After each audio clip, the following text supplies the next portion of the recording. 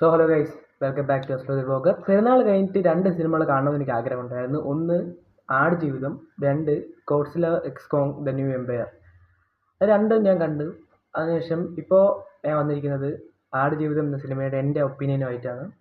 So ആടുജീവിതത്തിനെ പറ്റി പറയുകയാണെങ്കിൽ ഒരു അടിപൊളി സിനിമ എന്ന് പറഞ്ഞാൽ ഞാൻ പൃഥ്വിരാജ് എന്ന് പറഞ്ഞ നടൻ്റെ കരിയറിലെ തന്നെ ഏറ്റവും ബെസ്റ്റ് മൂവിയാണ്. അദ്ദേഹത്തിന് ഒരു ഓസ്കാർ കിട്ടണമെന്നാണ് എൻ്റെ ആഗ്രഹം.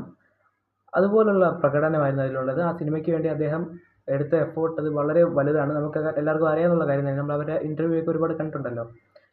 സോ എന്താ പറയുക, മൊത്തത്തിൽ എടുത്തു നോക്കുമ്പോൾ ഇതൊരു അടിപൊളി സിനിമ തന്നെയാണ്.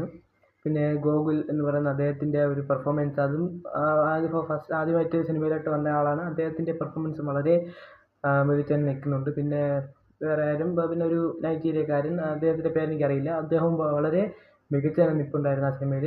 പിന്നെ എടുത്തു പറയേണ്ട കാര്യം, നജീബ് എന്ന് പറയുന്ന ആ ഒരു വ്യക്തി അവിടെ അനുഭവിച്ച കാര്യം വളരെ നീറ്റ് ആൻഡ് ക്ലീൻ ആയിട്ട് തന്നെ ഈ സിനിമയിൽ കാണിക്കുന്നുണ്ട്. അതും ബോറടി എന്ന് പറഞ്ഞാൽ ബോറടിക്കാനൊന്നും സിനിമയിലില്ല, എങ്കിലും ചെറിയ ചെറിയ എലമെൻറ്റ്സ് ഒക്കെ ഇച്ചിരി ലാഗായിട്ടൊക്കെ തോന്നി. അത് വലിയ വിഷയമല്ല, സിനിമയ്ക്ക് അത് ബാധിക്കില്ല. ഇമോഷണൽ സീൻസൊക്കെ നല്ലപോലെ വർക്കായിട്ടുണ്ട്. പിന്നെ ഈ നജീബിനെ അവരെ വീട്ടിൽ നിന്ന് വിളിക്കുന്ന ആ ഒരു സീൻ, അതൊക്കെ വളരെ അടിപൊളി സീൻസാണ്. എനിക്ക് തോന്നുന്നു അതിൽ ആ ഒരു വിഷ്വൽ എഫക്ട്സ് ആയിട്ട് അവർ ഉപയോഗിച്ച സീനായിട്ട് ഈ ഒരു കുറച്ച് കഴുകൻ്റെ സീൻസ് ഉണ്ട്, അതൊക്കെ അടിപൊളിയായിട്ട് ചെയ്തിട്ടുണ്ട്. സാൻഡ് സ്റ്റോം, അതും ഇതുപോലെ വിഷ്വൽ എഫക്ട്സ് ആണെന്നാണ് തോന്നുന്നത്. ഇതൊക്കെയെല്ലാം രണ്ടും അടിപൊളിയായിട്ട് നിൽപ്പുണ്ട്. പിന്നെ എന്തെടുത്ത് നോക്കിയാലും മ്യൂസിക് ആയാലും AR റഹ്മാൻ്റെ മ്യൂസിക് ആയാലും വളരെ മികച്ച നിൽപ്പുണ്ട്. പിന്നെ കാസ്റ്റിങ്ങിൻ്റെ കാര്യത്തിൽ നജീബിൻ്റെ ഉമ്മാക്ക് കൊടുത്ത അത് മാത്രം കുറച്ച് ഒരു കാര്യമില്ല, ഒരു ഉപയോഗമില്ല എന്ന് തോന്നി. എന്നാലും അതും ഓക്കെയാണ്, ഒരു പരിധി വരെ അതും ഓക്കെയാണ്.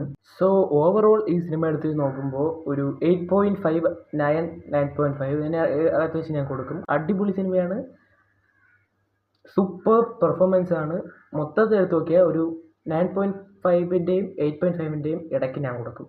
8-ൻ്റെയും 9.5-ൻ്റെയും ഇടയ്ക്ക് ഞാൻ കൊടുക്കും.